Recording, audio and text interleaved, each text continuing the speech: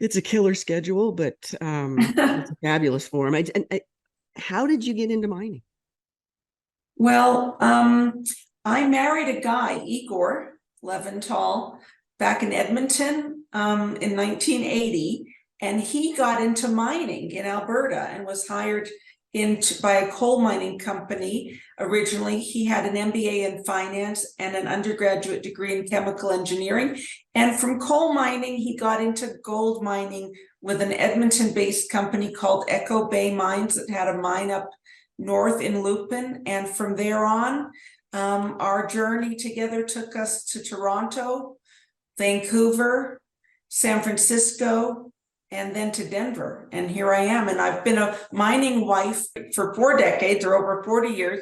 And when we were in Denver, and the Denver Gold Group was looking for a person to take over from Michelle Ashby, to take over the Denver Gold Group operations, the board, through Igor's recommendation, came to me because I was doing event planning on a large scale for the local bar association.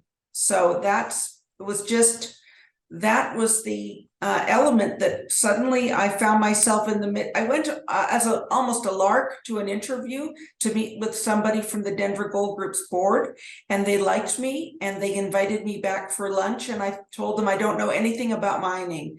All the time when I've been at parties or gatherings with mining people, I usually found another spouse to talk about anything other than mining. So I don't know anything about it. And they said, that's okay, you don't have to know much about it. Do you know how to run a conference? I said, yes. Do you know how to market a conference? I said, yes, I do, but I don't know anything about mine finance. And they said, don't worry about that. We can teach you that. I said, oh, really? Okay.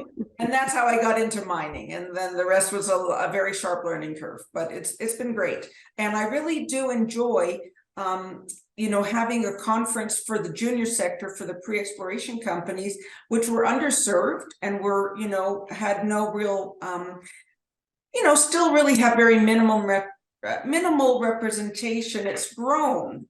Of course, in the last 10 years, there have been some new conferences that have come on board that are doing one-on-one meetings, but for smaller cap companies and earlier stage companies. But in 2011, many of them could not get into the Denver Gold Forum, and there was just no real reliable place for a junior company to go where management could meet with investors in one-on-one meetings. So I'm glad we created it.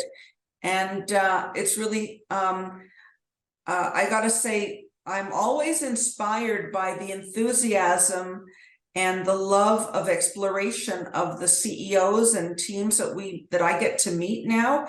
And they're really, really, they're really excited about their projects.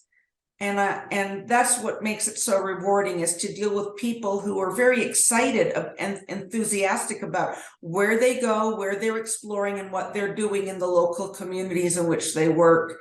And so I'm very pleased and proud to present a lot of terrific junior companies to the world investing community through our conferences.